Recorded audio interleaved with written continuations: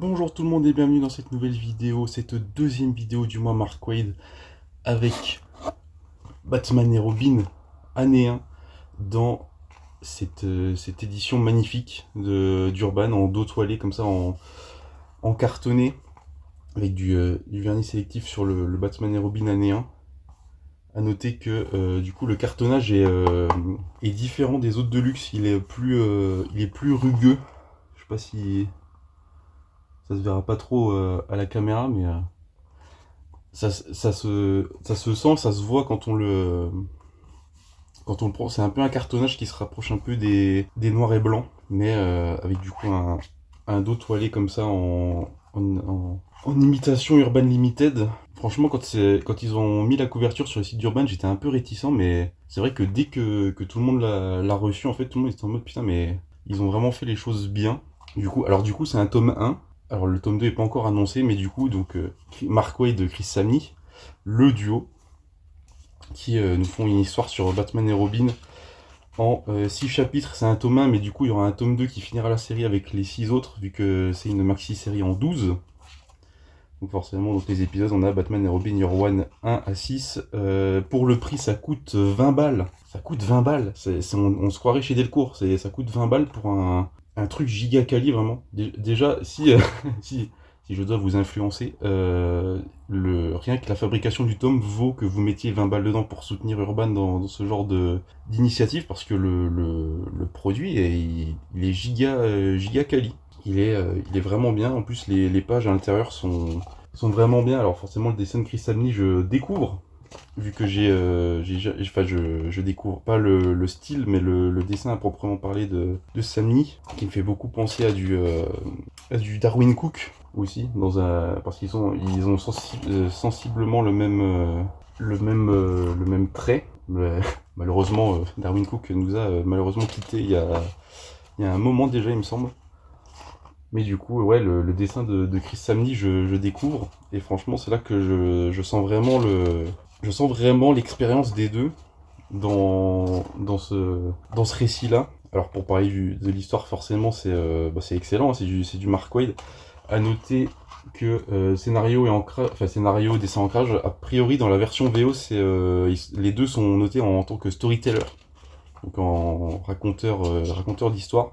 Donc a priori, Mark Waid aurait fait le scénario et Chris Samnee aurait, je pense, fait le storyboard pour raconter l'histoire. Donc je pense que Mark Waid, il fait totalement confiance à Chris Samnee et du coup il lui laisse, je pense, faire la mise en page, tout simplement hop, du dessin.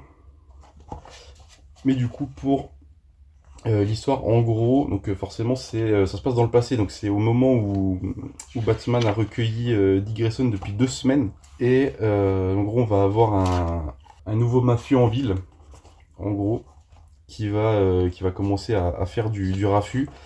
On va avoir Double Face qui va être mêlé à tout ça. Alors forcément, on aura aussi tout le truc Wayne vient d'adopter un gamin, du coup il y a les services sociaux qui sont en mode ouais, vous paraît que ça durera combien de temps avant qu'il le ramène, enfin qu'il le retire, quoi, qu'il soit plus, qu'il ait plus le gamin, quoi. Il y en a qui disent ouais, ça fera ouais, une semaine, non, 2 semaines, je sais pas quoi, alors que Bruce est vraiment honnête. Et du coup, on a aussi en parallèle du coup, la chef du service d'aide qui fait des visites pour voir que le gamin va bien, quoi. En même temps que ses activités en tant que Robin, forcément. On a aussi là-dedans, on va avoir la première rencontre de Batman avec Gueule d'Argile. On a aussi ce truc très marrant où en fait on apprend que c'est pendant l'été. Et le dernier dimanche, c'est en mode c'est le premier lundi de septembre, donc putain, donc voilà, puis t'as dit qu'il est en mode quoi, l'école. Et du coup il va essayer d'aller à l'école. Spoiler, ça va pas très bien se passer. Ouais, hop, je vais pas trop spoiler. Enfin, il n'y a pas grand chose à spoiler, mais là du coup on voit la première rencontre avec Gueule d'Argile. Batman ne sait pas que c'est Gueule d'Argile, quoi. Et surtout il me semble que c'est pas Basil Carlo, c'est un autre. Enfin, du moins il l'appelle Hagen. Je sais pas si c'est un pseudonyme ou quoi, ou qu'est-ce. Mais du coup, ouais, le récit est vraiment excellent. Alors c'est du Mark Waid, c'est du Chris Samnee, je le répète beaucoup. Mais ouais, j'ai pas trop de trucs à dire. Juste ces 6 chapitres, on sent que ça appelle une suite forcément. pour finir l'histoire, mais les 6 chapitres se lisent très bien comme ça. Mais ça m'étonnerait que Urban laisse un si beau tome comme ça tout seul, quoi. Enfin, ça serait bien qu'il y ait la suite quand même. Après, je me demande peut-être qu'ils ont fait ça surtout, ils ont fait ça en tome pour pas peut-être proposer un. Parce que ça, je sais plus comment. On n'a pas le nombre de pages. Ça fait 100. C'est 6 numéros, ça va faire 160, 168, un truc comme ça. Ça va faire 160 pages, ouais, un peu plus environ. Avec les bonus c'est juste des covers alternatives des numéros. Donc on a une de Bono Redondo, de Cliff Chiang. Hop, on a une de Matteo Scalera et de Lee Wicks.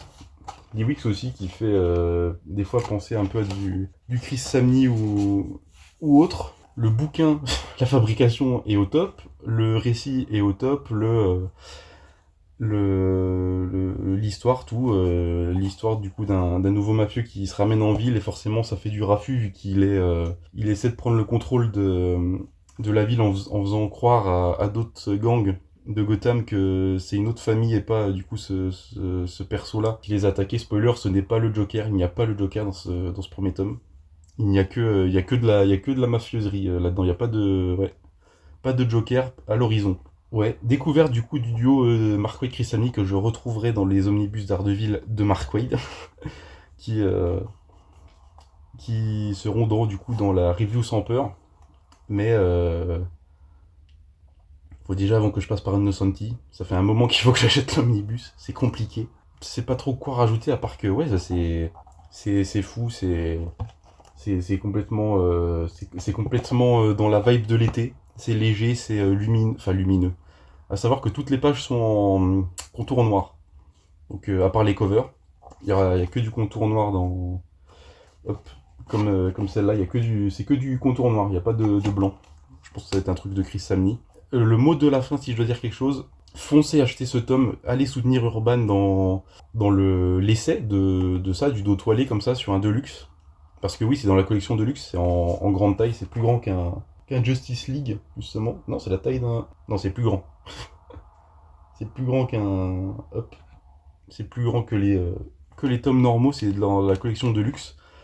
Et ça fait du bien de voir des tentatives d'Urban comme ça au lieu de juste nous proposer un dos noir comme d'hab.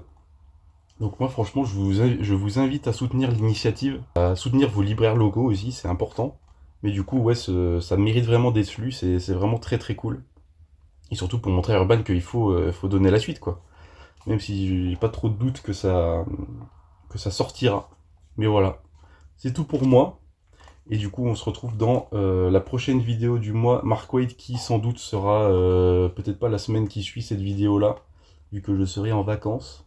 À part si j'arrive à lire et à tourner ce qu'il faut et à la mettre en ligne avant de partir en vacances. Donc on se retrouve dans la prochaine vidéo du mois Mark Waid et moi je vous dis n'oubliez jamais de lire sans concession. Ciao.